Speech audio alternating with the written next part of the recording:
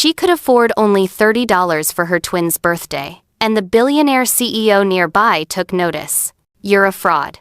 You're a thief. And everyone here deserves to know the truth about who really catered this gala."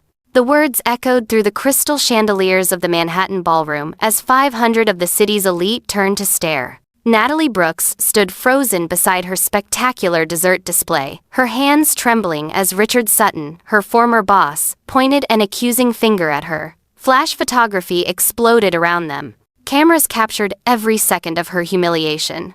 Damian Cross, the billionaire CEO whose company celebration this was supposed to be, stepped forward with fire in his eyes. "Mr. Sutton, I suggest you choose your next words very carefully."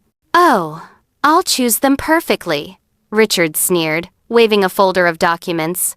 "This woman stole proprietary recipes from my restaurant. She was fired for theft, not because she reported some imaginary assault. And you, Mr. Cross, you've staked your company's reputation on a criminal." Natalie's 8-year-old twins, Zoe and Ethan, stood at the edge of the crowd, their faces crumpling as they watched their mother's moment of triumph dissolve into nightmare. Ethan grabbed his sister's hand. Zoe whispered, "Mama didn't steal anything. Why is that man lying?" "But how did we get here? How did a single mother with $30 and 2 hungry children end up at the center of a billionaire's world, fighting for her dignity in front of New York's most powerful people? How did a chance encounter in a struggling bakery lead to this moment where everything hung in the balance, where truth and lies collided, where love and redemption either won or lost forever?" This is that story, and I promise you, nothing about it is what you expect. If you've ever been counted out, pushed down, or told you weren't good enough, drop a yes in the comments right now. Subscribe to Cedar Drama because this story will remind you that your worst moment doesn't write your final chapter. Your courage does. Now, let's go back to where it all began. 3 weeks earlier, in a bakery that smelled like hope and tasted like desperation, the morning sun barely penetrated the cloudy windows of Sweet Moments Bakery as Natalie Brooks counted the crumpled bills in her trembling hands for the 4th time. $28, 2 5s, 18 1s, a handful of quarters she'd collected from the couch cushions and the bottom of her purse. She smoothed each bill carefully on the worn wooden counter, as if treating them with respect might somehow make them multiply. Behind the counter, Mrs. Chen wiped down the display case with the kind of slow, tired movements that come from too many years and too little profit. The elderly baker had owned Sweet Moments for 37 years, and every one of those years had etched itself into the lines around her kind eyes. $30, Natalie whispered, more to herself than to Mrs. Chen. "That's all I have until Friday." Mrs. Chen looked up, her weathered face softening with understanding. "The twins' birthday is tomorrow, yes?" Natalie nodded, blinking back tears she couldn't afford to shed. Not here, not in public. She'd learned 3 years ago, when the hospital social worker had placed her husband's personal effects in her hands, that crying in public made people uncomfortable, made them pity you. And pity was a currency that bought nothing but shame. "They asked for a real birthday this year," Natalie continued, her voice barely audible. "Just something normal. A cake with their names on it. Maybe some cupcakes to share with their class." Mrs. Chen moved to the refrigerated display case where 2 small cakes sat alongside a dozen cupcakes. Her arthritic fingers hovered over them. The 6-inch vanilla cake costs $18. The chocolate is $20. The cupcakes are $2.50 each. Natalie did the math instantly, a skill she'd perfected over 3 years of poverty. 18 for the cake left $12. She could get 4 cupcakes for $10. That left $2 for the week. No bus fare, no emergency, anything. But her twins would have a cake and something to share with their classmates. Zoe, artistic and sensitive, wouldn't have to watch the other kids whisper about how her family couldn't afford birthday treats. Ethan, protective and mature beyond his 8 years, wouldn't have to lie again about why they never celebrated properly. "I'll take the vanilla cake and 4 cupcakes," Natalie said, her voice steady despite the knot in her throat. "Can you write Happy Birthday Zoe and Ethan on the cake?" Mrs. Chen nodded slowly, but her eyes held something else. Concern, hesitation, maybe even a mirror of Natalie's own desperation. "Child, when did you last eat a proper meal?" The question caught Natalie off guard. She straightened her spine, that familiar pride rising up like a shield. I eat fine, Mrs. Chen. I just need to budget carefully. Mrs. Chen made a small sound that might have been agreement or disbelief. She pulled out the vanilla cake and set it on the counter. As she reached for a piping bag to write the names, the bell above the bakery door chimed. Both women glanced toward the entrance. The man who walked in didn't belong in this neighborhood. Everything about him screamed wealth and power. From the perfectly tailored charcoal suit that probably cost more than Natalie's monthly rent, to the Italian leather shoes that clicked against the worn linoleum floor with quiet authority. He was tall, maybe mid-40s, with dark hair silvered at the temples and eyes the color of storm clouds. There was something in his face, though, something hollow beneath the expensive exterior, a kind of loneliness that money couldn't mask. He nodded politely to Mrs. Chen and took a seat in the corner booth. The same booth, Natalie noticed, where a framed photograph hung on the wall. A much younger Mrs. Chen stood beside a laughing teenage girl, both covered in flour, both radiating joy. Mrs. Chen's expression shifted when she saw where the man sat. She murmured something in Mandarin, too soft for Natalie to catch, and returned her attention to the cake. Her hand shook slightly as she piped the letters. Natalie watched, her heart sinking as Mrs. Chen struggled. The once steady hand of a master baker now trembled with age and arthritis. The letters came out uneven, crooked. The Y in happy drooped sadly. The B in birthday looked more like an R. It's perfect, Natalie said quickly, seeing the distress in Mrs. Chen's face. Really? The kids will love it. Mrs. Chen's eyes glistened. I used to be able to create masterpieces. Now I can barely write a name properly. You created a business that's lasted nearly 4 decades, Natalie said gently. That's the real masterpiece. From the corner booth, the man's voice carried across the quiet bakery. Excuse me, Mrs. Chen, could I get a coffee? Black, please. Mrs. Chen nodded and moved toward the coffee maker, leaving Natalie alone with the cake and her dwindling pile of money. She counted it again. $30. The cake and cupcakes would cost $28. $2 left. She could feel the weight of that mathematics in her chest, pressing down like a physical thing. Her phone buzzed in her pocket. She pulled it out to see a text from Ethan. Mama, are you getting the cake? Zoe keeps asking. She's nervous. Natalie typed back quickly. Yes, baby. Got a beautiful cake with both your names. See you after school. Love you both to the moon. The reply came instantly. Love you to the moon and back. Ethan always added the and back. It was their thing. Started by his father before the fire that took him. Before the medical bills that buried them. Before Natalie's world shrank to the size of a studio apartment and a $30 budget. She pocketed her phone and looked up to find the man from the corner booth standing beside her. Up close, she could see the fine lines around his eyes, the slight stubble on his jaw that suggested he'd been up early or out late. There was something magnetic about him, but also something that made Natalie's defenses rise instantly. I'm sorry to intrude, he said, his voice low and careful. I couldn't help but overhear your conversation. Natalie stiffened. Her fingers instinctively covered the pile of bills on the counter. I'm not sure what you think you heard, but I'm fine. The man raised his hands in a gesture of peace. I didn't mean to offend. I just wanted to say that what you're doing, making sure your children have a proper birthday on a limited budget, that takes real strength. Natalie's jaw tightened. She'd heard this before, the pity wrapped in compliments. The prelude to charity she didn't ask for and couldn't accept without losing the last shred of dignity she possessed. I don't need sympathy from strangers. I'm not offering sympathy, the man said quietly. His storm cloud eyes held something genuine, something that looked almost like respect. I'm offering observation. You're making impossible choices with grace. That's admirable. Mrs. Chen returned with his coffee and set it down at his booth, but he remained standing beside Natalie. The elderly baker watched this exchange with curious intensity. If you're trying to offer me money, save your breath, Natalie said, her voice sharp despite the trembling in her hands. I can provide for my children. I can see that, the man replied. And I wasn't offering money, at least not as charity. Then what? Natalie challenged, turning to face him fully. Because in my experience, Men who look like you don't talk to women like me unless they want something, or they're trying to feel good about themselves by helping the poor, struggling single mother. Something flickered across the man's face. Pain, maybe. Or recognition. When he spoke again, his voice carried a roughness it hadn't before. You're right. I do want something. But it's not what you think. Before Natalie could respond, Mrs. Chen intervened. Her voice, usually so gentle, held an unexpected firmness. Young man, sit down and drink your coffee before it gets cold.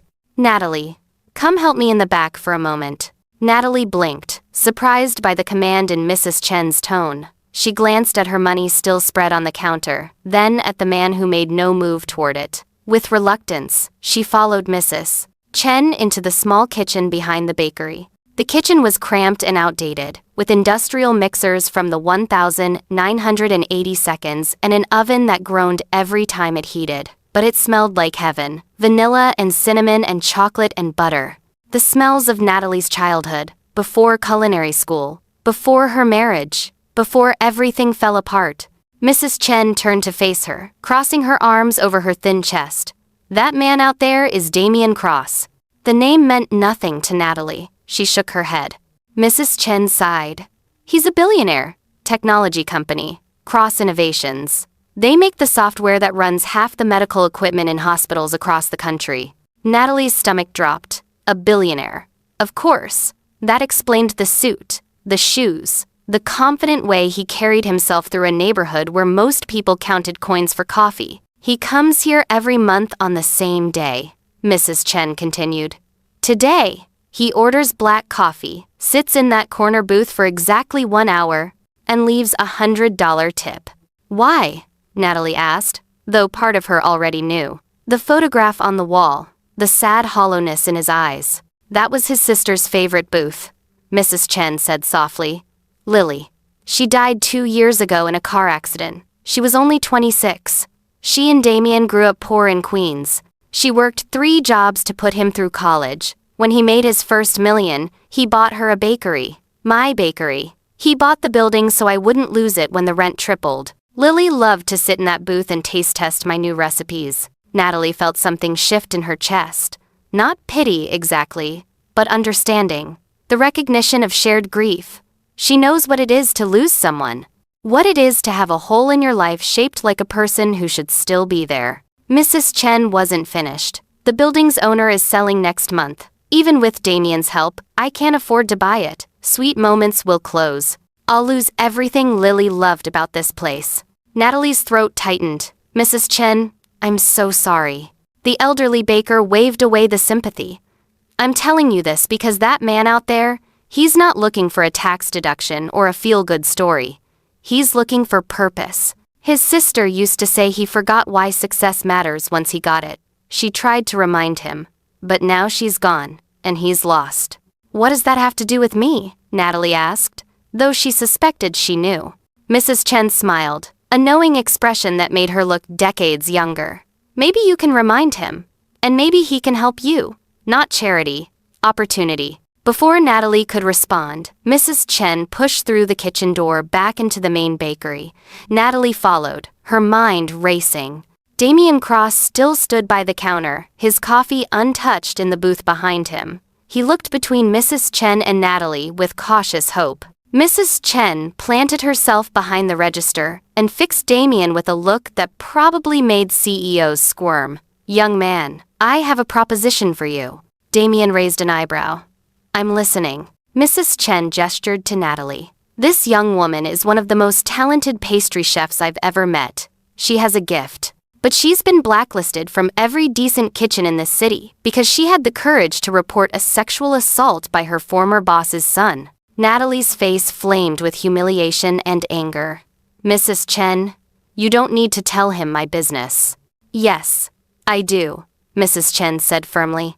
Because talent like yours shouldn't be wasted cleaning hospital floors on the night shift while your children sleep.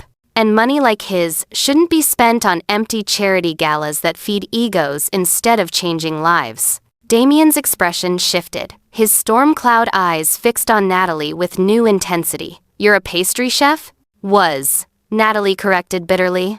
Now I'm an orderly at Mercy General. I do data entry on the side. I make enough to keep a roof over my kids' heads and food in their bellies. Barely. Show him what you can do, Mrs. Chen said. She turned to Damien. You want to honor Lily's memory? Give this woman a real chance, not a handout, a job. Damien's jaw worked as he considered. Finally, he spoke. My company is going public in 2 weeks. We're hosting a celebration gala. 500 guests. I've already hired a catering company, but they're corporate and soulless. The kind of event where everything is expensive and nothing is memorable. He turned to Natalie.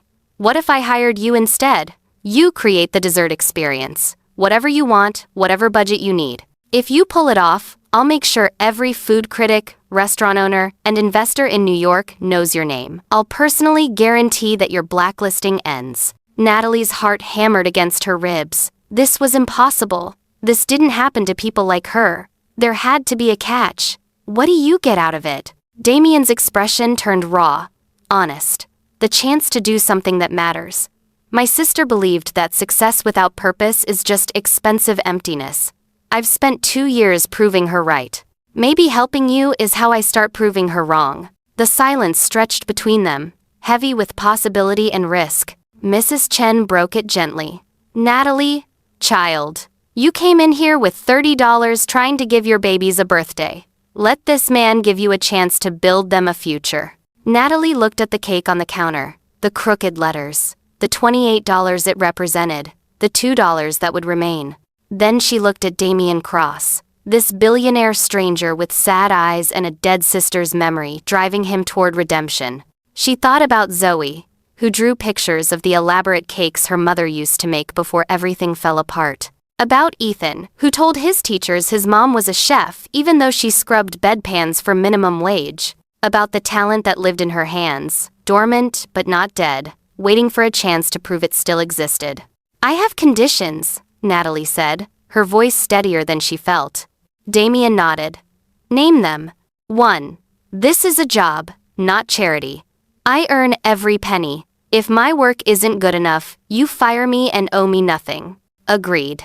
2. My children come first, always.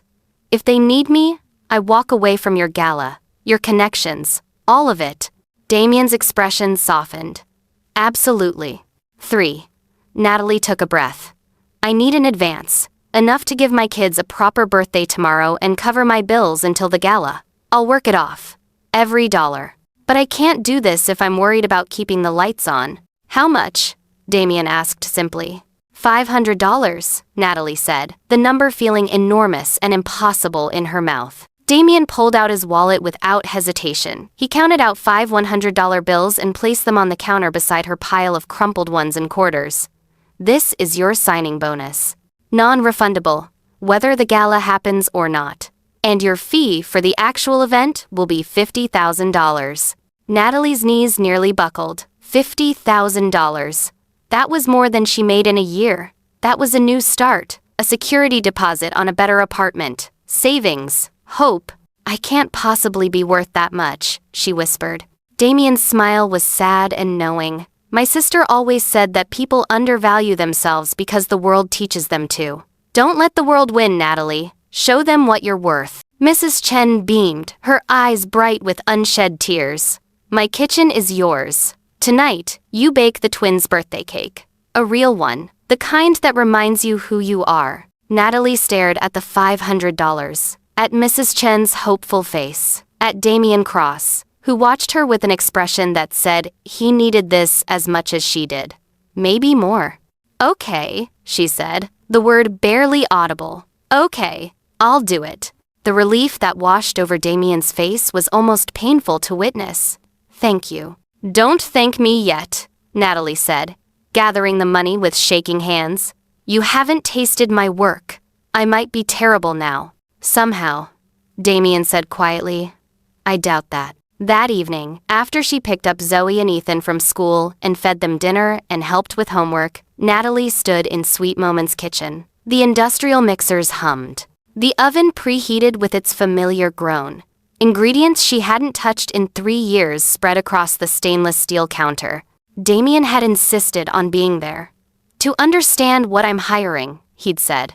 But Natalie suspected it was more than that. He sat on a stool in the corner, sleeves rolled up, expensive suit jacket draped over a flour sack, looking simultaneously out of place and oddly at home. "Tell me about your kids," he said as she measured flour with the precision of someone who'd done this 10,000 times. "Zoe is the artist," Natalie said, her hands moving with muscle memory. "She sees the world in colors and shapes. Everything is beautiful to her, even when it shouldn't be. Ethan is the protector. He's been the man of the house since his father died. 8 years old, and he thinks he has to take care of me." "How did your husband die?" Damien asked gently. Natalie's hands stilled for just a moment. "House fire. He was a firefighter, went into a burning building to save a kid trapped on the 3rd floor, got the kid out. Didn't make it out himself." Damien was quiet. "Then, he was a hero." "He was," Natalie agreed, blinking back tears. "And we were so proud of him. But pride doesn't pay medical bills. The treatment for his burns, the weeks in the ICU before he died, it buried us. I lost our house.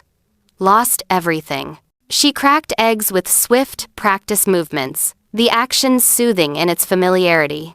"I was head pastry chef at Lumiere, upscale French place in Midtown. I was going to be the youngest person to win the Beard Award in my category. I had plans, dreams." "What happened?" Damien's voice held no judgment, only genuine curiosity. Natalie's jaw tightened.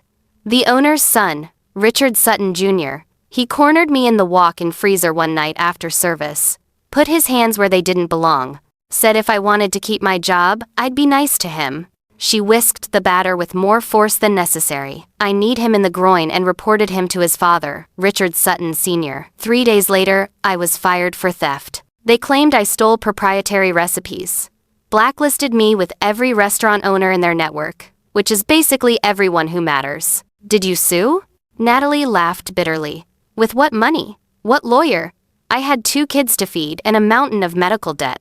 I took the night shift at the hospital because it pays $1 more per hour, and my mom can watch the twins while they sleep." She poured batter into pans with steady hands despite the emotion in her voice. "I'm not asking for pity. I made choices. I chose honesty over my career. I'd make the same choice again.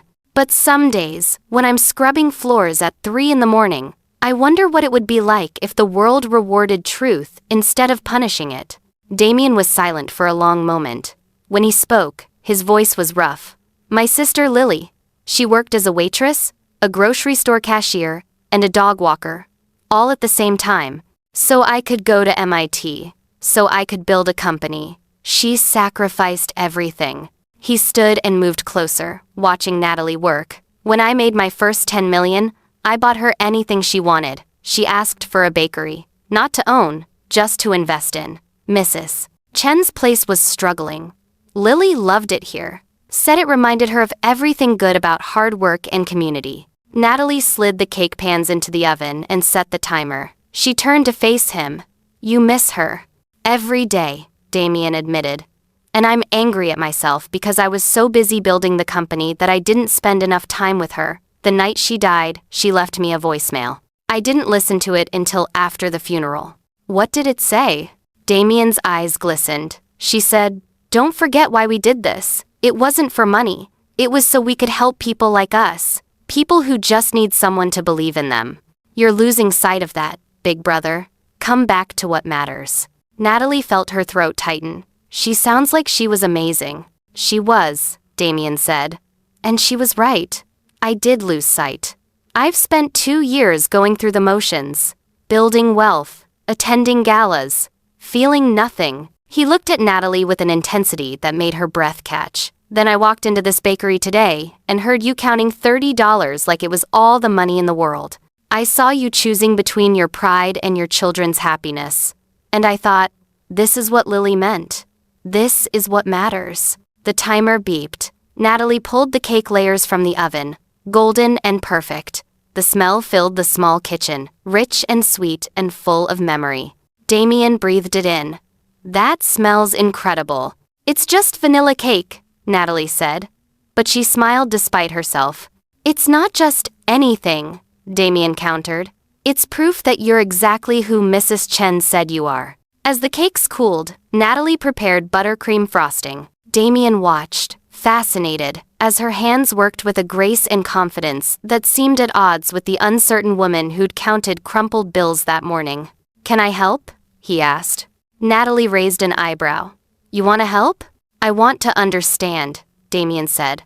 "What it takes to create something like this." She handed him a piping bag. "Okay, billionaire, let's see if you can pipe a straight line." For the next hour, they worked side by side. Damien was terrible at piping. His lines wobbled and his rosettes looked like abstract art. But he laughed, really laughed, for what he later told her was the first time since Lily died. Natalie created a 2-tier masterpiece. The bottom layer was decorated with hand-painted butterflies for Zoe, each one unique and delicate. The top layer featured edible superhero figurines for Ethan, including one that looked remarkably like a firefighter. "It's perfect," Damien breathed, staring at the finished cake. "It's what they deserve," Natalie said simply. As she carefully boxed the cake, the kitchen door burst open. Natalie spun around to find Ethan and Zoe standing in the doorway, eyes wide. Her mother, Linda, stood behind them looking apologetic. "I'm sorry, honey," Linda said. "There was a gas leak scare in the building, false alarm, but they evacuated everyone. I didn't know where else to bring them." "Mama," Zoe said, staring at the kitchen. "What are you doing here?" Natalie's heart hammered. She glanced at Damien, who looked equally caught off guard. "I'm making your birthday cake, baby," Natalie said, trying to keep her voice calm. Ethan's eyes found the cake on the counter. His mouth dropped open. "Mama, that's the most beautiful cake I've ever seen." Zoe moved closer, her artist's eye taking in every detail. "You made the butterflies different. Each one is special. Like you," Natalie said, pulling her daughter into a hug. Ethan turned his attention to Damien, sizing him up with the serious expression of a child who'd learned too young to be cautious around strangers. "Who are you?" Damien crouched down to Ethan's level, a gesture Natalie noticed and appreciated. "I'm Damien. I'm a friend of your mom's and Mrs. Chen's." "Are you rich?" Ethan asked bluntly. "Ethan," Natalie gasped, mortified. But Damien smiled. "Yes, I am." Zoe moved to stand beside her brother, the twins presenting a united front. "Are you here because you feel sorry for us?" The question hung in the air. Natalie wanted to intervene, but something stopped her. She needed to hear Damien's answer as much as her children did. Damien met each twin's gaze seriously. "I'm here because your mom is incredibly talented, and I asked her to help me with an important project. I'm here because I think she's one of the best pastry chefs I've ever met, even though I just met her today. And I'm here because sometimes people cross paths at exactly the right moment." "That's not really an answer," Ethan said, his protective instincts on full display. "You're right," Damien acknowledged. "The real answer is, I'm not here because I feel sorry for you. I'm here because I admire your mother. She's facing challenges that would break most people, and she's doing it with grace and determination. That's not someone to pity. That's someone to respect." Ethan considered this. "Then, you're the reason Mama is making our cake here instead of at home?"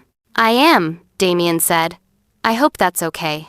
Zoe surprised everyone by moving forward and hugging Damien quickly. "Thank you for letting Mama use the fancy kitchen. This is the best birthday cake ever." Damien looked stunned by the gesture, his eyes meeting Natalie's over Zoe's head. Something passed between them. Understanding, connection, the first fragile thread of trust. Linda cleared her throat. "Kids, let's give your mama a few minutes to finish up. We'll wait out front." As the twins followed their grandmother, Ethan paused at the door. "Hey, Damien!" Damien turned. "Yes?" "My dad died being a hero. He saved people. Mama says that's what real strength is, helping others even when it's hard." "Your dad was absolutely a hero," Damien said quietly. "And your mom is too." Ethan nodded, satisfied, and disappeared through the door. Natalie sagged against the counter. "I'm sorry. I didn't plan for them to see you." "Don't apologize," Damien said.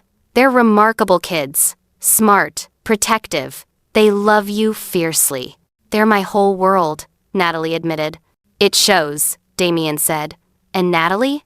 For what it's worth, your son is right. What you're doing, raising them while fighting to rebuild your career, that is heroic. Natalie felt tears threaten. She blinked them back.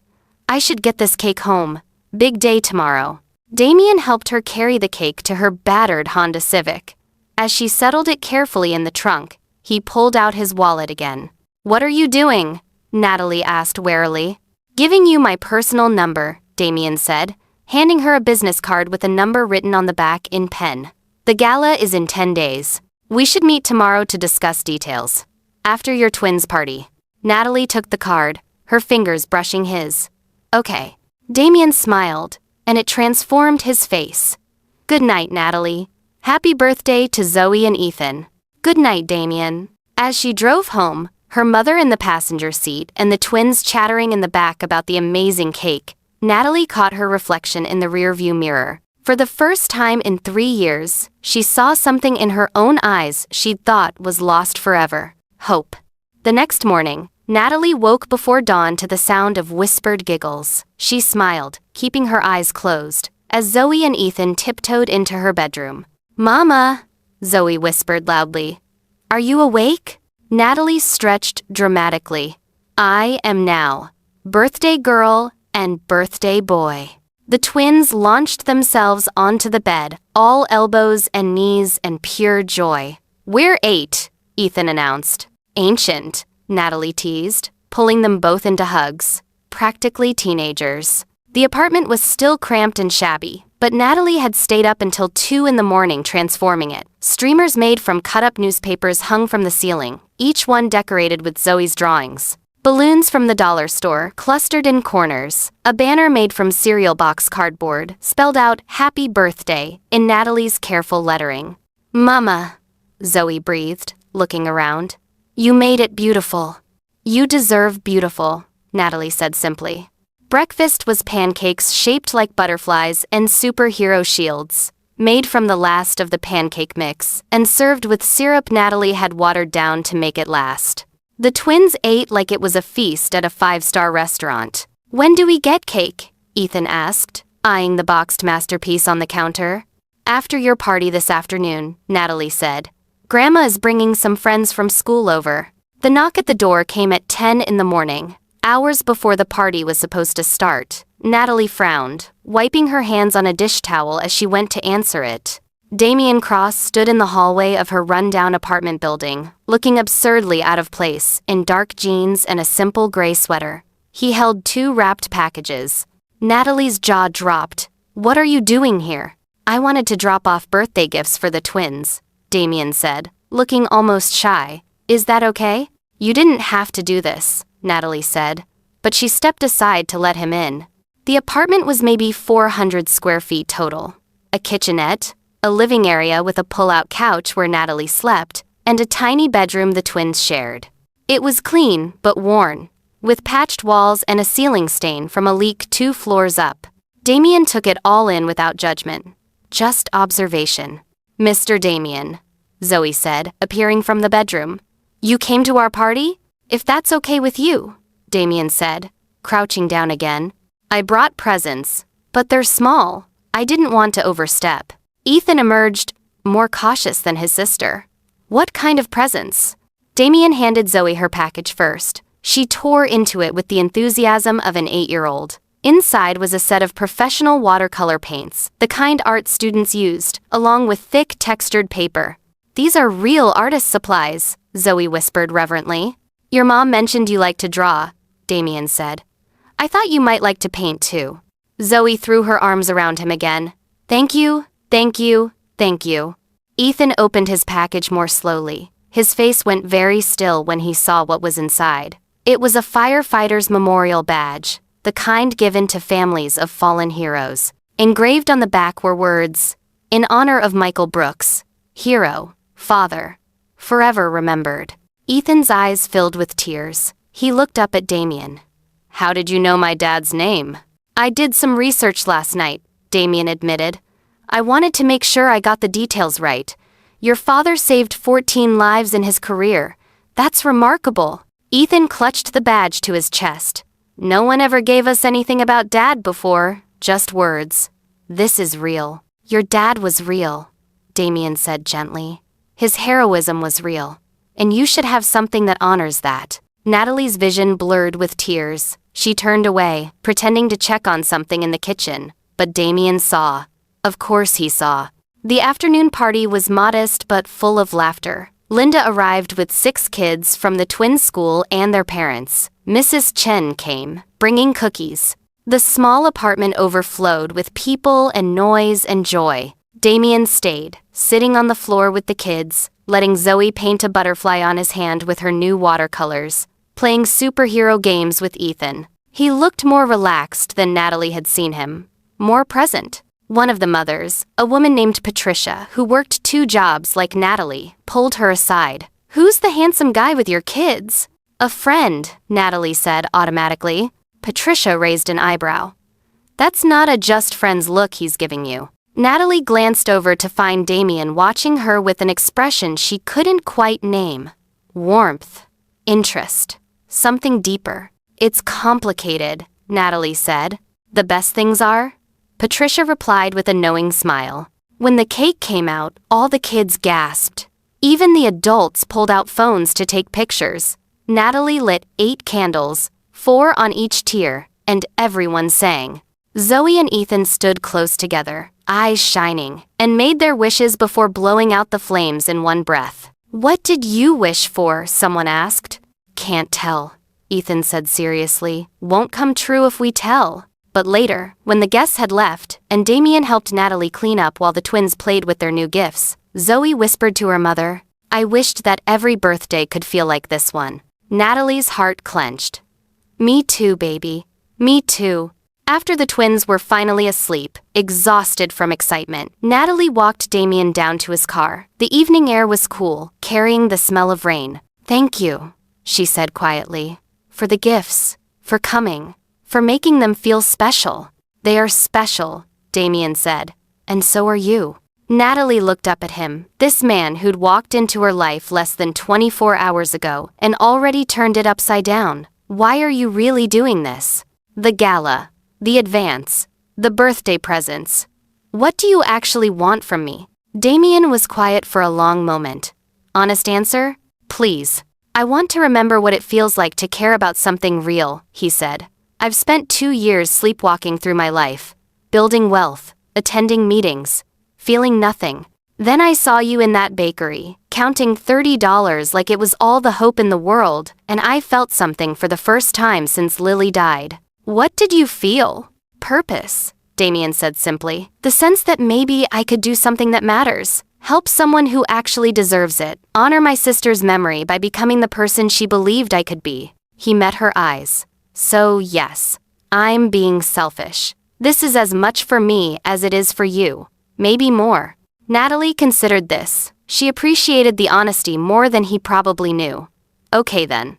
We help each other. I bake you a spectacular gala. You help me rebuild my career. And we're even." Damien extended his hand. "Deal." She shook it, his palm warm and calloused in ways she didn't expect from a billionaire. When their hands lingered a second too long, they both noticed. Both pulled back. "I should go," Damien said. "But tomorrow, can we meet? Discuss the gala details?" "Where?" "Sweet Moments? 10 in the morning? I'll be there." As Damien drove away in his sleek car that didn't belong in her neighborhood, Natalie stood on the sidewalk and let herself imagine, just for a moment, that fairy tales could be real. That a chance encounter could lead to second chances. That $30 in a dream could transform into something bigger. Then she went back inside to her cramped apartment, her sleeping children, her reality. But even reality felt a little lighter than it had the day before. The next morning, Natalie arrived at Sweet Moments to find Mrs. Chen and Damien already deep in conversation. The elderly baker's face was animated in a way Natalie hadn't seen in months. "Ah, there she is," Mrs. Chen said, beaming. "We were just discussing the possibility of something wonderful." Natalie set down her bag, wary. "What kind of wonderful?" Damien gestured for her to sit. "I have a proposition that's bigger than just the gala." "We agreed on the gala," Natalie said carefully. "That's already more than I expected." "Hear me out," Damien said. "Mrs. Chen has agreed to let me buy this building. Not to own the bakery, but to preserve it. She'll maintain complete creative control, but won't have the financial stress." That's amazing, Natalie said, genuinely happy for Mrs. Chen. But there's more, Mrs. Chen added, her eyes twinkling. Damien wants to expand. Turn the empty space next door into a culinary incubator. Oh, what? Natalie asked. Damien leaned forward, enthusiasm evident in his voice. A professional kitchen where talented people who face setbacks can rebuild their careers. We provide the space, the equipment, the resources. They provide the talent and the determination. He looked directly at Natalie. You would run it, creative director, part owner. You'd have complete autonomy to hire who you want, create what you want, build the kind of community that lifts people up instead of tearing them down. Natalie's breath caught. This is crazy. Is it? Damien challenged. Or is it exactly what this neighborhood needs? What you need? I can't run a business, Natalie protested. I'm barely keeping my own life together. You kept 2 children alive and thriving on poverty wages while working 3 jobs, Mrs. Chen said firmly. You can absolutely run a business. What about the gala? Natalie asked. Isn't that moving too fast? The gala is your audition, Damien said. For the critics, the investors, the city. You prove your talent there, and the incubator launches with you as the star. People will pay attention. Your blacklisting will end not because I vouched for you, but because you proved it was always bullshit. Natalie's mind raced. This was too much. Too big. Too impossible. I need time to think, she said. You have until after the gala, Damien agreed. But Natalie, I need you to understand something. This isn't charity. This is investment. I believe you're going to create something extraordinary, and I want to be part of it. That's business. Why do you believe in me? Natalie asked, the question raw and vulnerable. You don't even know me. Damien smiled sadly. My sister used to say you can know someone's character by watching how they handle impossible choices. You chose to report your assault even though you knew it would cost you everything. You chose your kids over your pride in that bakery. Those aren't small things, Natalie. Those are everything. Mrs. Chen patted Natalie's hand. Take your time, child. But know that some opportunities don't come twice. Natalie nodded, overwhelmed. Can we focus on the gala first? I need to understand what you're expecting before I can even think about anything bigger. Absolutely, Damien said. He pulled out a tablet and brought up images. The event is in 9 days, 500 guests, Manhattan Plaza Hotel. The theme is innovation and impact. Natalie studied the venue photos. It was massive, elegant, intimidating. What's your budget for the desserts? $50,000, Damien said casually, like it was pocket change. Natalie choked. $50,000 for dessert? The regular catering company quoted $75,000, Damien said. I'm saving money with you. That's insane. That's New York, Damien countered. Can you do it? Natalie's mind shifted into professional mode. She could already see possibilities. Structure. Design, a dessert experience that would tell a story. I'd need help. I can't execute something that scale alone in 9 days. Who do you need?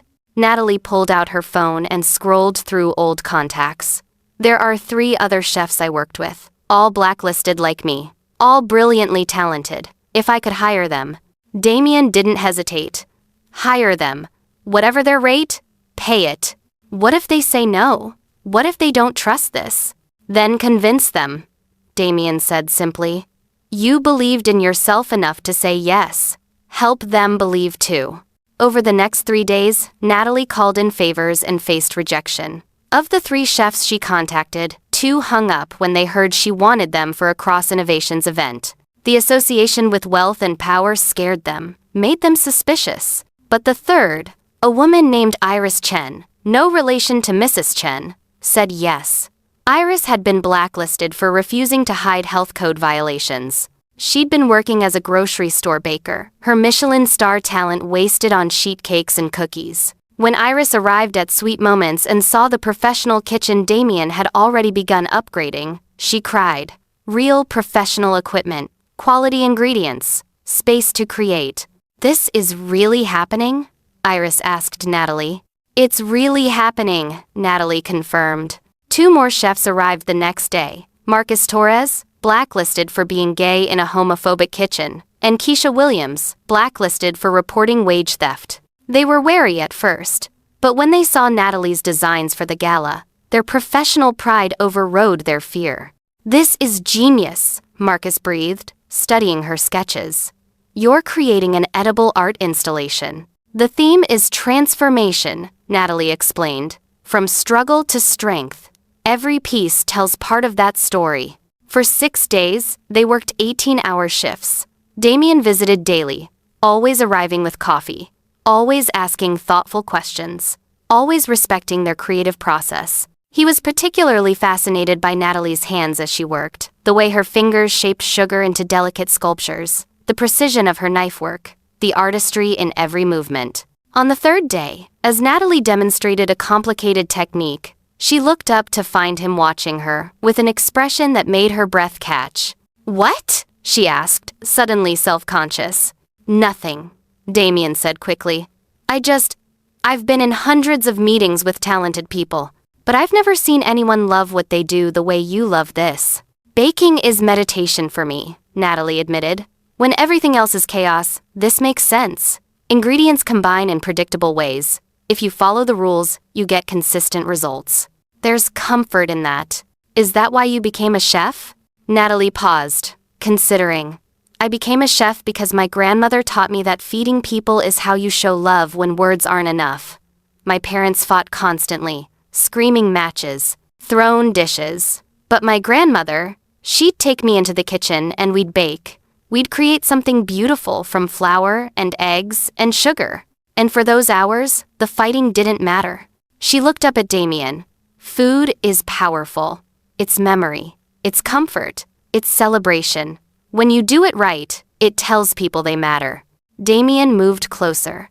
"That's what you're creating for the gala. You're telling 500 people they matter." "No," Natalie corrected gently.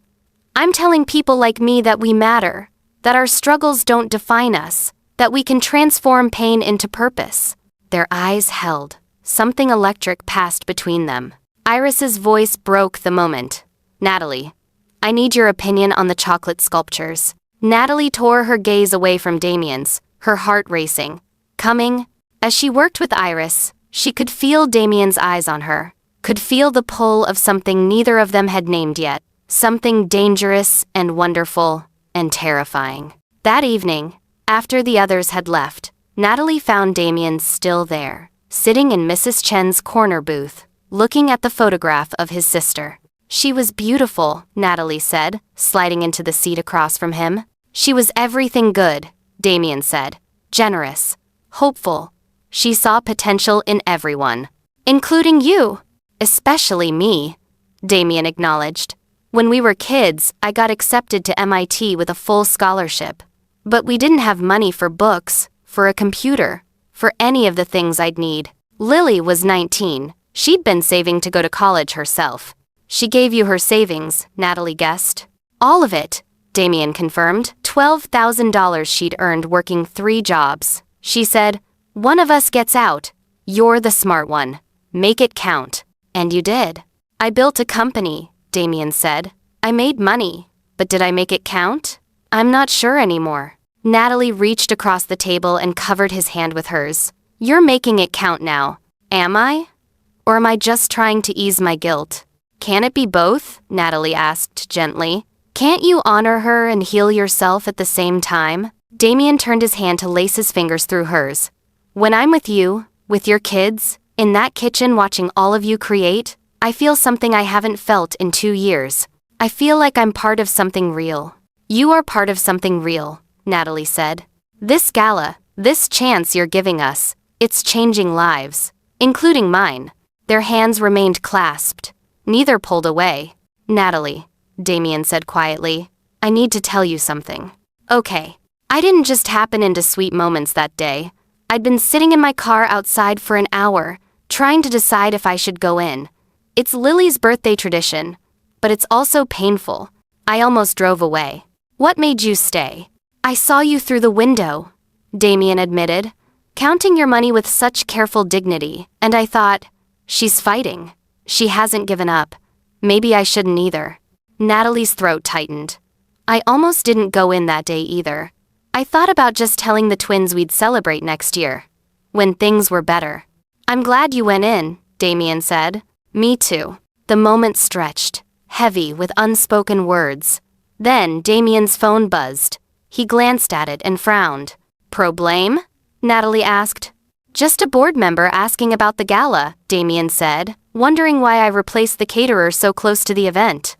Are you getting pushback? Some, Damien admitted, but nothing I can handle.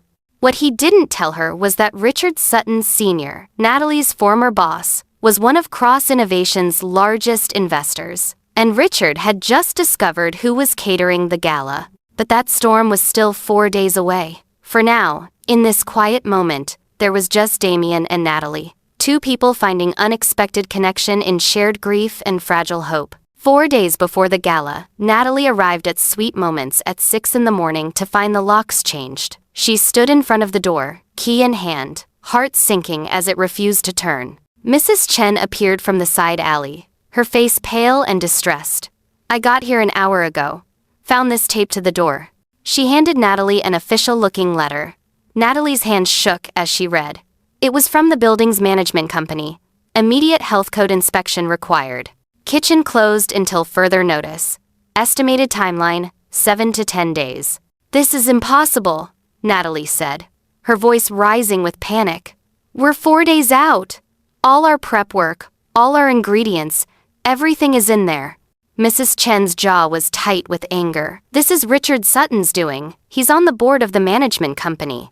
Natalie felt the world tilting. Of course he was. Men like Richard had connections everywhere, roots that went deep into every system that mattered. She pulled out her phone with trembling fingers and called Damien. He answered on the first ring.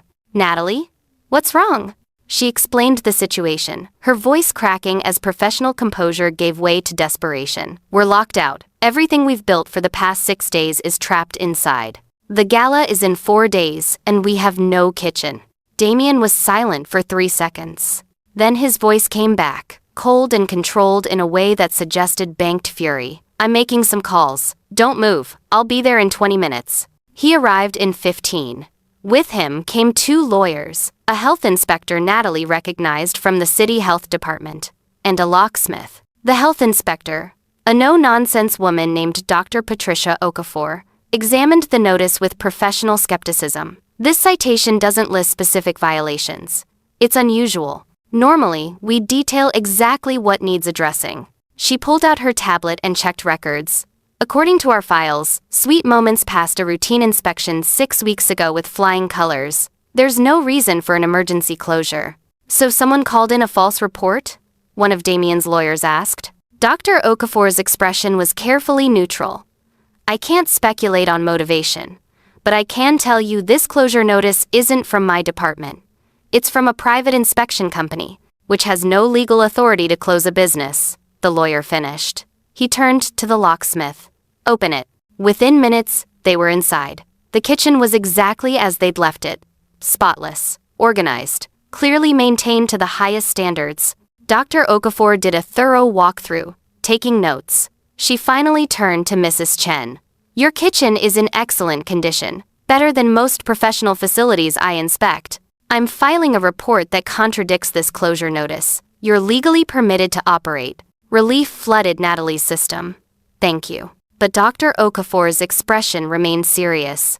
I should warn you, whoever filed the false report has resources and motivation.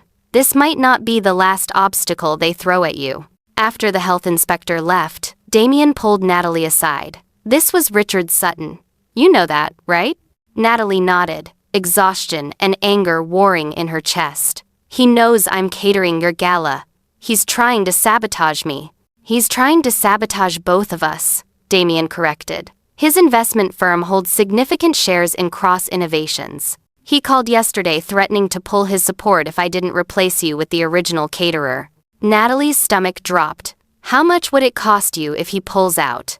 Damien met her eyes steadily. I don't care. You should care, Natalie said. This is your company, your sister's legacy. My sister's legacy is doing what's right, Damien said firmly. Not protecting the wealth of men who abuse their power. He's not going to stop, Natalie said quietly. He has too much to lose if I succeed. If people start asking why, he really fired me. Then we make sure you succeed so spectacularly that his lies become irrelevant, Damien said. He pulled out his phone. I'm hiring private security for the gala. If Richard shows up, he won't get near you. Damien, Natalie started, but he cut her off gently. I'm not letting him win, Natalie. Not this time. Not against you. The intensity in his voice made her breath catch. Why does this matter so much to you? Damien stepped closer. Because you matter. What you're doing here, what you represent, second chances and truth and talent overcoming corruption, it matters. And because watching you fight has reminded me what courage looks like. His hand came up to brush a strand of hair from her face. The gesture tender and careful. And if I'm being completely honest, it's because somewhere in the past week, this stopped being just about the gala or the incubator or business. You've become important to me. Natalie's heart hammered. Damien, I have kids. I have complications. I can't afford to get swept up in something that might not be real. This is real, Damien said quietly. I know the timing is terrible. I know we barely know each other. But what I feel when I'm around you, when I see you with Zoe and Ethan, when I watch you create, that's the most real thing I've felt in 2 years. Before Natalie could respond, Iris called from the kitchen. Natalie, we need to restart the tempering process. We lost 4 hours, Duty called. Natalie stepped back, her emotions chaotic. We'll talk about this later. Right now, I need to save this gala. Damien nodded. Later. But Natalie? I meant every word. The next 3 days blurred into an exhausting marathon. The team worked 20-hour shifts, fueled by coffee and determination and the knowledge that failure meant more than just a ruined event. It meant confirming every lie Richard Sutton had told about Natalie's character. Damien was there every day, making calls, solving problems, providing whatever resources they needed. But he also rolled up his sleeves and helped with the physical work, carrying supplies, washing dishes, doing whatever unglamorous task needed doing. On the second day, Keisha pulled Natalie aside. Your billionaire is pretty hands-on for a CEO. He's not my billionaire, Natalie said automatically. Keisha raised an eyebrow. Girl, that man looks at you like you hung the moon, and you look at him the same way when you think no one's watching. It's complicated, Natalie protested weakly. The best things are, Keisha said, echoing what Patricia had said at the twins' party. Don't let fear talk you out of something good. That evening, Natalie's mother brought Zoe and Ethan to the bakery. The twins had been asking to see what their mother was working on so intensely. When they walked into the kitchen and saw the partially completed dessert installations, Zoe gasped. Mama, it's like a fairy tale. The centerpiece was a 5-foot-tall sugar sculpture depicting a tree. Its roots were dark and tangled, representing struggle and hardship. But as the eye traveled upward, the branches transformed into delicate, colorful growth. Butterflies, birds, flowers. Each element representing transformation and hope. Ethan studied it with serious attention. It's us, isn't it? The roots are the hard stuff we went through. But we're still growing. Natalie knelt beside her son. You're exactly right. This whole display is about how difficult times don't destroy us. They help us grow stronger. Zoe noticed Damien in the corner, observing quietly. She ran over to him. Mr. Damien, did you see what Mama made? I did, Damien said, crouching to her level. What do you think of it? I think Mama is magic, Zoe said simply. I think you're right, Damien agreed, his eyes finding Natalie's across the kitchen. Ethan joined them, more reserved but warming. Are you coming to the party tomorrow? I'll be there, Damien confirmed. It's my company's event.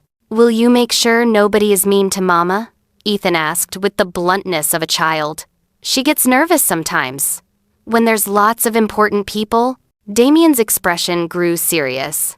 I promise I will do everything I can to make sure your mom is treated with the respect she deserves. Ethan studied him for a long moment, then nodded, satisfied.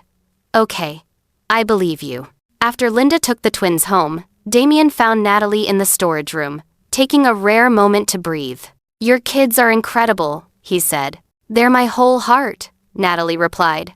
Everything I do is for them. They're lucky to have you. Natalie laughed, but it was edged with exhaustion. A mother who can barely afford their school supplies, who works so much she misses their school plays. I'm not sure luck is the right word. Damien moved closer. A mother who fights impossible odds to give them everything that matters. Love, values, an example of what real strength looks like. Yes, Natalie. Luck is exactly the right word. She looked up at him, this man who'd crashed into her life and turned everything upside down. Tomorrow terrifies me. I know, Damien said. What if I fail? What if Richard finds another way to sabotage this? What if I'm not good enough? Damien took her hands in his. You are more than good enough. You're extraordinary. And whatever happens tomorrow, I'm going to be right there. Promise? Promise. The night before the gala, Natalie couldn't sleep. She lay on her pull-out couch, staring at the water-stained ceiling, running through every possible disaster scenario. At 2 a.m, her phone buzzed. A text from Damien. Can't sleep either? She typed back, too nervous. What if everything falls apart? His response came quickly. Then we'll pick up the pieces together. But it won't fall apart. You've created something amazing. Her phone rang. She answered to find Damien's voice. Warm and close, despite the physical distance between them. Talk to me, he said. Tell me what you're really afraid of. Natalie was quiet for a moment, gathering courage. I'm afraid that I'll finally have a chance to prove myself and I'll choke. That Richard was right about me. That I'm not strong enough for this world. Richard wasn't right about anything, Damien said firmly. He's a predator who punishes people for standing up to him. That says everything about his character and nothing about yours. How are you so sure? Natalie whispered. Because I've watched you this past week, Damien said. I've seen you lead a team under impossible pressure. I've seen you create art from sugar and chocolate. I've seen you parent with patience and love despite being exhausted. That's not weakness, Natalie. That's strength most people can't even imagine. She felt tears slide down her temples. Why do you believe in me more than I believe in myself? Because someone needs to, Damien said gently. Until you remember how to believe in yourself again. They talked until 4 a.m, about everything and nothing. Their childhoods, their dreams, their fears. By the time they finally hung up, Natalie felt calmer, not unafraid but ready. The day of the gala arrived with surprising sunshine. Natalie, Iris, Marcus, and Keisha arrived at the Manhattan Plaza Hotel at noon. The event didn't start until 7, but they had 7 hours of setup ahead of them. The ballroom was spectacular. Crystal chandeliers, floor-to-ceiling windows overlooking Central Park, white and gold everything. 500 seats arranged around the space. Their dessert display would be set up in the grand foyer, visible immediately when guests entered. A statement, an experience, the first and last thing people would see. As they began the delicate process of transporting and assembling their creations, hotel staff watched with fascination. The sugar tree went up first, positioned on a specially designed table that would allow lighting from below. Next came the individual dessert stations. Each one told part of the transformation story. Dark chocolate sculptures representing struggle. Delicate pastries showing resilience. Colorful macarons symbolizing joy reclaimed. Everything was edible art. By 5 o'clock, they were putting final touches in place. Natalie stepped back to survey their work, her heart in her throat. It's perfect, Iris breathed. It really is, Marcus agreed. This is going to change everything for us. Keisha squeezed Natalie's shoulder. You did it, girl. You pulled off the impossible. We're not done yet, Natalie said, but she allowed herself a small smile. At 6, Damien arrived to check on their progress.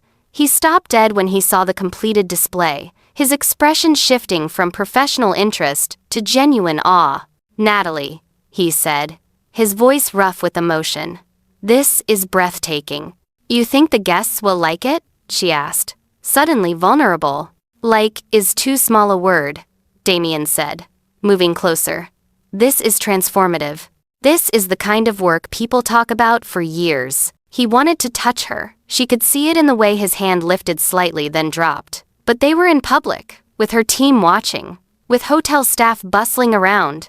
I need to go change, he said reluctantly. The event starts in an hour. Will you be okay? We're good, Natalie assured him. We'll stay in the foyer to answer questions about the desserts. Damien nodded. Security is briefed. If Richard shows up, they'll escort him out quietly. He won't show up, Natalie said, trying to convince herself. He's made his point.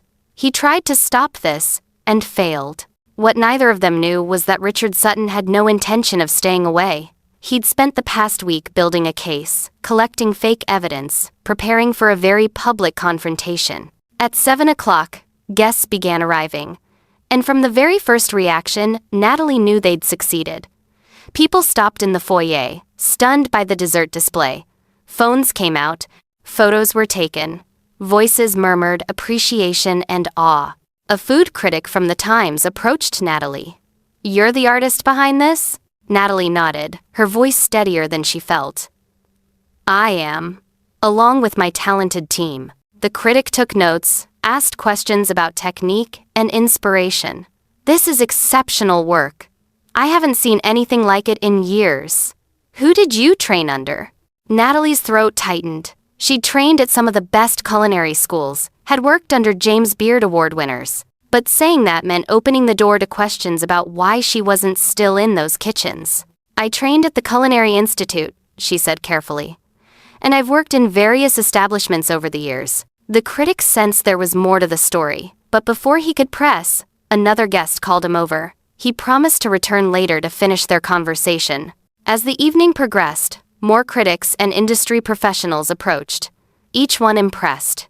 Each one asking questions that circled closer to Natalie's past. By 8:30, Natalie was exhausted from maintaining her professional composure while dodging personal landmines. She excused herself to find a quiet corner and breathe.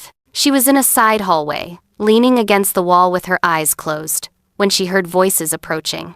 I'm telling you, it's a disaster waiting to happen. That's Richard Sutton's voice, unmistakable in its entitled arrogance. Damien Cross has staked his company's reputation on a disgraced chef. Another voice, male and uncertain. But the desserts are incredible. Everyone's raving about them. Because they don't know the truth, Richard said. That woman is a thief and a liar. I have proof. Natalie's blood went cold. She pressed herself further into the shadows as Richard and his companion passed without seeing her. Her hands shook as she pulled out her phone to text Damien. Richard is here. He's telling people I'm a thief. Says he has proof. Damien's response was immediate. Where are you? She told him. Within 2 minutes, he appeared, his face tight with controlled anger. What did you hear? She repeated the conversation. Damien's jaw clenched. He's going to make a scene, try to humiliate you publicly. We should cancel, Natalie said, panic rising. Pull the desserts. I'll disappear. This doesn't have to touch you or your company. Damien gripped her shoulders gently. Natalie, look at me. She met his eyes. I'm not letting you disappear, he said firmly. I'm not letting him win. Whatever he does, we face it together. Your company, Natalie started. Will survive, Damien interrupted. My reputation will survive, but if I let him destroy you to protect myself, I'll lose something more important. I'll lose the man my sister believed I could be. Before Natalie could respond, a commotion erupted from the ballroom. Raised voices, the sound of someone demanding attention. They rushed back to find Richard Sutton standing in the center of the room, guests gathering around him. He held a folder of documents, his expressions self-righteous and cruel. Ladies and gentlemen, he announced, his voice carrying across the now silent ballroom. I apologize for interrupting this lovely evening, but I have information that cannot wait. Damien pushed through the crowd. Richard, this is neither the time nor the place.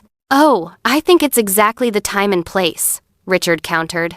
You've built this entire event around innovation and integrity. Your guests deserve to know that the woman you hired to cater is neither innovative nor has integrity. He waved the folder. Natalie Brooks was fired from my restaurant for theft. She stole proprietary recipes, trade secrets, and valuable intellectual property. And when confronted, she fabricated an assault claim to deflect blame. The crowd murmured.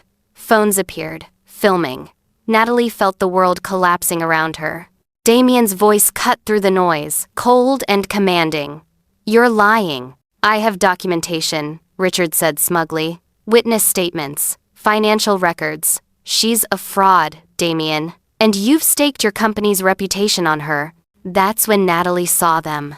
Zoe and Ethan, standing at the edge of the crowd with Linda. Damien had arranged for them to come, to see their mother's triumph. Instead, they were watching her humiliation. Zoe's face crumpled. Ethan grabbed his sister's hand, his young face set in furious determination. Natalie wanted to disappear, to melt into the floor. But then Ethan did something that changed everything. He pushed through the crowd of adults and planted himself in front of Richard Sutton. "You're a liar," Ethan said, his 8-year-old voice clear and strong. "My mama didn't steal anything. She's the bravest person I know." The crowd fell silent. A child confronting a powerful businessman was not what anyone expected. Richard looked down at Ethan with contempt. "Son, you don't understand grown-up business." "I understand lying," Ethan said. "And I understand that my dad died being a hero. He taught me that heroes tell the truth even when it's hard. My mama told the truth. That makes her a hero too." Tears streamed down Natalie's face. She moved to pull Ethan back, but Damien stopped her with a gentle hand on her arm. "Wait." Zoe joined her brother, her small hand slipping into his. "Our mama makes beautiful things. Everyone here saw that. Why would she need to steal?" From the back of the crowd, a new voice spoke up. "She wouldn't." Everyone turned. A young man in his late 20s pushed forward. He was pale, sweating, but his expression was resolute. Natalie recognized him immediately. Richard Sutton Jr., the son, her assailant. "What are you doing?" Richard Sr. demanded, his face reddening. "The right thing," Jr. said, his voice shaking but determined. Finally, he turned to face the crowd. "My father is lying. Natalie Brooks didn't steal anything from our restaurant. She was fired because I assaulted her and she reported it." The crowd gasped. Phones captured every second. Richard Sr. lunged for his son, but security stepped between them. Jr. continued, the words tumbling out. "I grabbed her in the walk-in freezer. She fought me off. She reported it to my father. And instead of holding me accountable, he destroyed her career. The theft allegations are fabricated. The witness statements are paid lies." He pulled out his own phone. "I have text messages, emails, my father's instructions on how to ruin her professionally. I've already sent copies to the district attorney." Richard Sr.'s face went from red to purple. "You ungrateful," he started, but Jr. cut him off. "I'm an alcoholic, Dad. I've been in rehab for 6 months. Part of recovery is making amends. I can't change what I did to Miss Brooks, but I can stop letting you continue to destroy her life." Jr. turned to Natalie, his eyes swimming with tears and shame. "I'm so sorry. For what I did. For staying silent. For letting you suffer for my crimes." Natalie couldn't speak. The vindication she'd dreamed of for 3 years was happening, but all she felt was exhaustion and sadness. Damien stepped forward, his voice ringing with authority. "I think we've heard enough. Security, please escort Richard Sutton Sr. from the premises, and someone call the police." As security moved in, Richard Sr. pointed at Damien. "You'll regret this. I'll pull every dollar of investment. I'll tank your IPO." "Pull it," Damien said calmly. "My company's value isn't measured by association with men like you." Richard was escorted out, still shouting threats. The ballroom buzzed with shocked conversation. Damien turned to the crowd. "Ladies and gentlemen, I apologize for the disruption, but I want to be very clear. Natalie Brooks is one of the most talented chefs I've ever encountered. She was blacklisted for having the courage to stand up to a predator. Tonight, she proved that talent and integrity win." He gestured to the dessert display visible through the foyer doors. "What you've enjoyed this evening was created under impossible circumstances by a team of people who society tried to throw away. Remember that. Remember that second chances aren't charity. They're investments in human potential." The room was silent for a heartbeat. Then someone started clapping. Then another. Within seconds, the entire ballroom erupted in applause. Natalie stood frozen, tears streaming down her face as 500 people gave her a standing ovation. Iris, Marcus, and Keisha joined her. all of them crying and laughing and overwhelmed. But what Natalie would remember most was the feeling of two small bodies crashing into her legs, Zoe and Ethan, holding her tight. "We told you you're magic, Mama," Zoe whispered. "And heroes always win," Ethan added. Natalie sank down to hug them properly, not caring that she was kneeling in the middle of a billionaire gala in her chef's whites, mascara running, completely undone. Damien crouched beside them. "You okay?" Natalie nodded, unable to form words. He looked at the twins. "You two are incredibly brave, standing up like that. Your mother should be very proud." "She is," Natalie managed. "So proud." The rest of the evening passed in a blur. Reporters wanted interviews. Food critics raved. Restaurant owners offered jobs. Industry professionals who'd shunned her for years suddenly wanted to reconnect. But Natalie moved through it all in a daze, still processing everything that had happened. Around 11, as the event wound down, Damien found her on the hotel's terrace, looking out over the city lights. "Big night," he said, joining her at the railing. "That's an understatement," Natalie replied. They stood in comfortable silence for a moment. Then Damien spoke. "Richard's investment firm officially pulled out an hour ago. Cost me $340 million in valuation." Natalie's stomach dropped. "Damien, I'm so sorry." "Don't be," he said, turning to face her. "Best money I ever spent." "That's insane," Natalie said. "That's your company. Your future." "My company will recover," Damien said. "It's built on solid innovation, not one investor's money. But you, what you represent, choosing integrity over convenience, that's priceless." He reached out and tucked a strand of hair behind her ear. "Besides, I didn't do it for the company. I did it because you matter to me. Those kids matter to me. And I'm done pretending this is just business." Natalie's breath caught. "What are you saying?" "I'm saying I'm falling for you," Damien said simply. "I know it's fast. I know you have every reason to be cautious. But watching you fight tonight, watching those incredible kids defend you, watching you handle victory with the same grace you handled struggle, I knew. This is real." Natalie felt her heart hammering. "I'm terrified." "Of what?" "Of believing this is real and having it disappear," she admitted. "Of my kids getting attached and losing another person they love. Of not being enough for someone like you." Damien cupped her face gently. "You're more than enough. You're everything. And I'm not going anywhere. Promise? Promise." He leaned down slowly, giving her every chance to pull away. But Natalie rose to meet him. Their lips met softly, tentatively, then with growing certainty. It was a kiss full of promise and hope, and the recognition of two people finding unexpected connection in chaos. When they pulled apart, Natalie was crying again. Happy tears this time.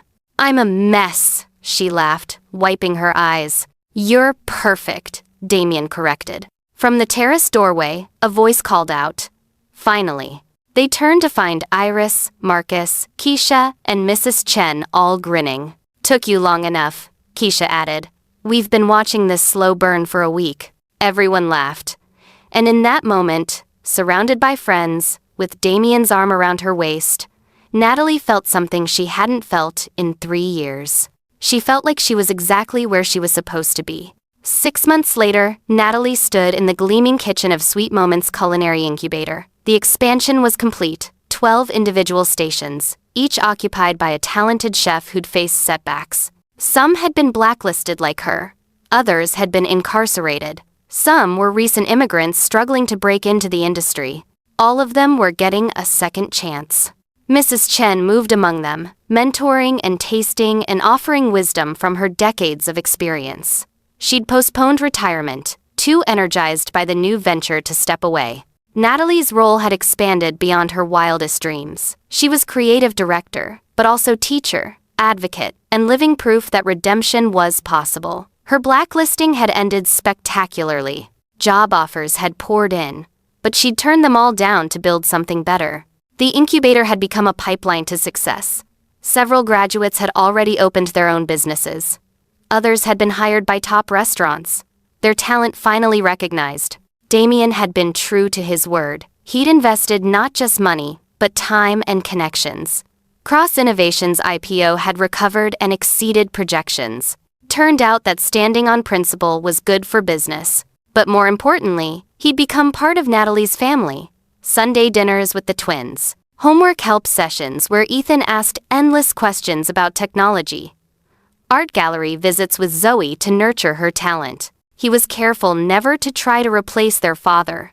Instead, he carved out his own role: friend, mentor, the man who showed up consistently and loved them unconditionally. Today was special. The incubator was hosting its first anniversary celebration. The same ballroom where everything had changed. The same guests who'd witnessed Natalie's vindication. As Natalie prepared for the event, Damien appeared in her office doorway. "Got a minute?" "Always," she said, looking up from the schedule she was reviewing. He closed the door and moved to sit on the edge of her desk. "I have something for you." "It's not my birthday," Natalie said, confused. "I know," Damien replied. "But I wanted to give you this before tonight gets crazy." He pulled out a small box. Natalie's heart started racing. "Before you panic," Damien said quickly, "it's not what you think. Not yet, anyway." He opened the box to reveal a key. It was ornate, clearly antique, attached to a simple chain. "What is this?" Natalie asked. "The original key to Sweet Moments Bakery," Damien explained. "Mrs. Chen gave it to me this morning. She's officially retiring next month and signing the business over to you." Natalie's eyes widened. "What? No. I can't accept that." "She insists," Damien said.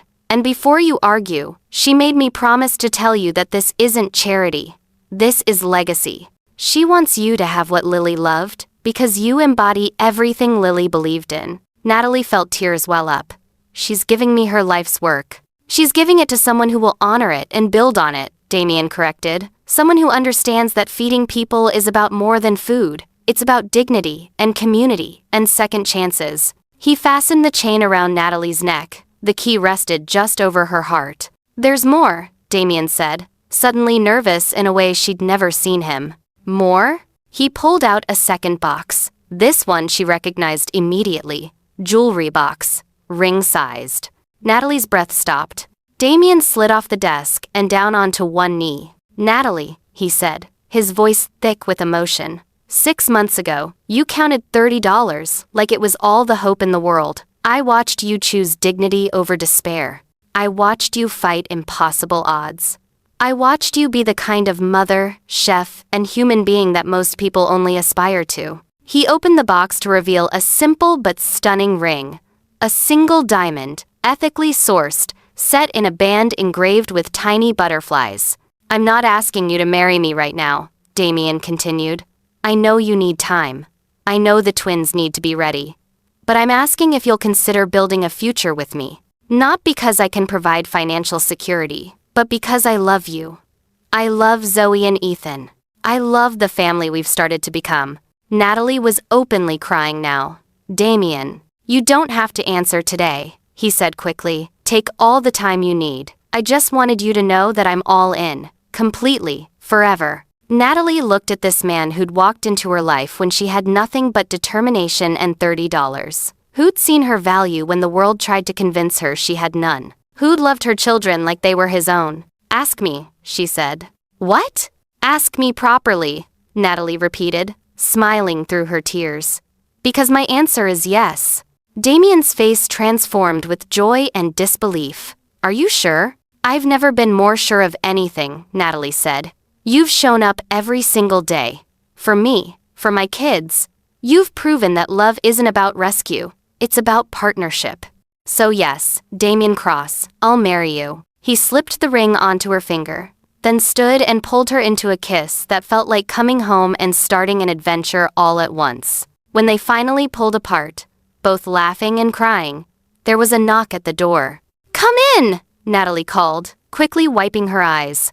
Zoe and Ethan burst in, dressed in their party clothes. "Grandma said we should come get you because the event starts in 20 minutes. Then they saw the ring on Natalie's finger, saw the way Damien's arm was around her waist, saw the joy on both their faces. "Did you ask her?" Ethan demanded, turning to Damien. Damien crouched down. "I did. Is that okay?" "Did she say yes?" Zoe asked, bouncing with excitement. She did, Damien confirmed. The twins looked at each other, some silent communication passing between them. Then Ethan spoke. Does this mean you're going to be our dad? Like, officially? If you want me to be, Damien said carefully. I'll never try to replace your father. He was a hero. But I'd be honored to be another person who loves you and stands by you. Zoe threw her arms around Damien's neck. We want you to be our dad. Ethan joined the hug more slowly, but when he did, he whispered, Dad would have liked you. You take care of Mama like he did. Damien's eyes were wet when the kids finally released him. I promise I'll take care of all of you. Always. The anniversary celebration that evening was everything Natalie had hoped. Success stories shared, new partnerships formed, a community celebrating resilience and second chances.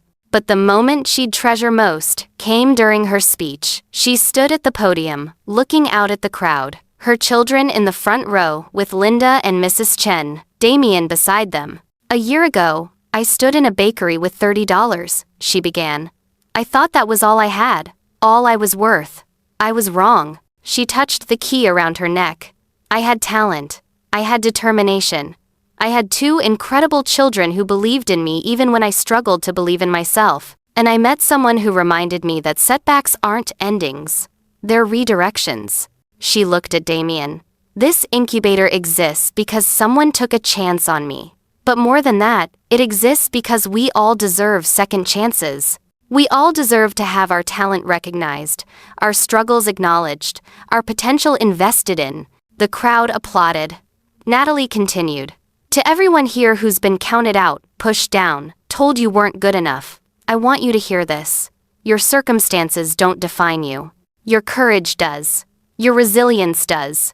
Your refusal to give up does. She gestured to the chefs from the incubator, all present. These talented people are proof. They've transformed pain into purpose, struggle into strength, and they're just getting started. More applause. Natalie felt her voice catch with emotion. I came to Sweet Moments with $30 and a prayer. I left with a future. Not because someone rescued me, but because someone saw me. Really saw me. And chose to invest in what was already there. She looked directly at Damien, her voice soft but carrying. Sometimes the greatest gift isn't what someone gives you. It's who they help you remember you are. The event ended late, with toasts and laughter and promises of future collaborations. As guests filed out, Natalie stood with Damien, in the now quiet ballroom. Ready to go home? He asked.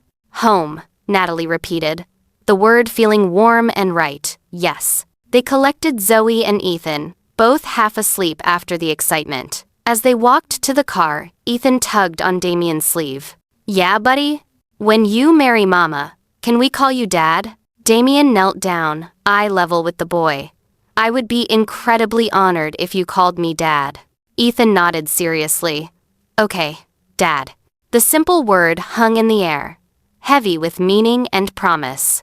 That night, after the twins were tucked into bed in their new apartment, a place with enough space for everyone and a kitchen where Natalie could create, she and Damien sat on the balcony overlooking the city. Do you ever think about how crazy this is? Natalie asked. 6 months ago, I was counting $30. Now I'm engaged to a billionaire, running a successful business, and my kids are happy. Damien pulled her closer. I think about how none of the money mattered until I found something worth spending it on. Someone worth building a life with. Natalie rested her head on his shoulder. Your sister would be proud of you. Of this. I hope so, Damien said quietly. I try to live in a way that would honor her memory. You do, Natalie assured him. Every day. They sat in comfortable silence, watching the city lights. 2 people who'd found each other at exactly the right moment, who'd chosen to build something real from the ruins of their separate struggles. Inside, Zoe and Ethan slept peacefully. The next morning, they'd wake up to a mother who could afford more than $30, but who still remembered what it felt like to count every penny. Who'd teach them that wealth isn't about money. It's about love, community, resilience, and the courage to keep fighting when the world tries to break you. And they'd wake up to a man who chose them, who showed up not because he had to, but because he wanted to, who proved that family isn't just biology, it's commitment, The story that started with $30 and a desperate prayer had transformed into something neither Natalie nor Damien could have imagined. Not a fairy tale where someone was rescued, but something better. A partnership where two people saved each other, where struggle became strength, where pain transformed into purpose, and where love, the real kind built on respect and choice and showing up day after day, proved to be the greatest wealth of all. 3 years later, on a sunny Saturday morning, Natalie and Damien stood in front of Sweet Moments, now expanded to occupy 3 storefronts: the original bakery, the culinary incubator, and the newest addition, a nonprofit offering free culinary training to at-risk youth. Zoe, now 11, had designed the mural on the new building. Butterflies transforming from cocoons, each one unique and beautiful. Ethan, also 11, had helped with the technology integration, installing tablets for digital recipe access. Mrs. Chen, retired but ever present, cut the ribbon with trembling but proud hands. The crowd cheered. Later, at the celebration, someone asked Natalie to tell the story. How all this started.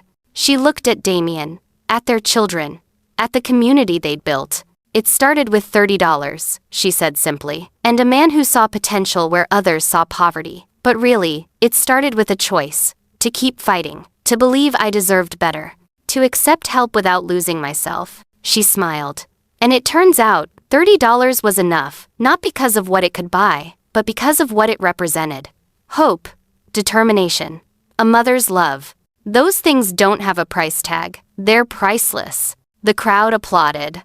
But Natalie knew the real story was bigger than any speech could capture. It was in the daily choices, the small moments, the decision to show up, to try, to keep believing even when the world said you weren't enough. That evening, back home in the house, they now shared officially as a married couple. Natalie tucked the twins into bed. "Mama," Zoe said sleepily, "remember when we only had $30 for our birthday?" "I remember, baby. I'm glad that happened," Zoe said, "because it brought us Dad." "Me too," Ethan agreed. "Sometimes the hard stuff leads to the good stuff." Natalie kissed both their foreheads. "You're absolutely right. The hard stuff helps us appreciate the good stuff even more." Downstairs, Damien waited. They developed a nighttime ritual. Tea on the back porch, talking about the day, planning tomorrow, just being together. As Natalie settled beside him, he took her hand. "Happy?" "So happy," she confirmed. "You?" "Happier than I knew was possible," Damien said. He looked at the simple band on his finger, matching the one on hers. "Best $30 I ever encountered." Natalie laughed. "It wasn't your $30. "No," Damien agreed. "But it changed my life just as much as it changed yours." They sat in peaceful silence. Two people who'd found each other in impossible circumstances and built something beautiful from struggle and hope and unwavering commitment.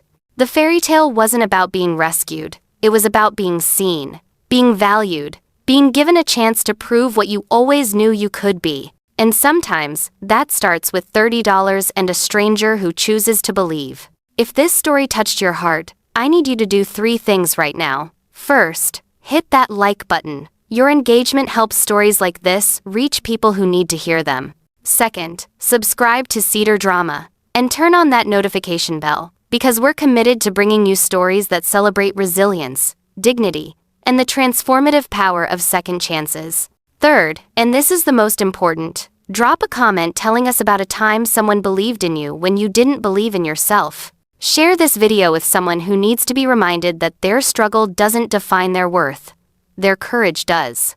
Remember, you are one decision, one encounter, one brave moment away from everything changing. Your circumstances are not your ceiling. Your bank account is not your value. Your past is not your future. What defines you is your refusal to give up, your commitment to integrity, and your willingness to accept help without losing yourself. Natalie walked into a bakery with $30 and walked out with hope. What will you walk in with today? And what will you choose to walk out with? The answer could change everything. We'll see you in the next story, beautiful family. Until then, keep fighting, keep believing, keep showing up for yourself and the people who matter. Your breakthrough is closer than you think.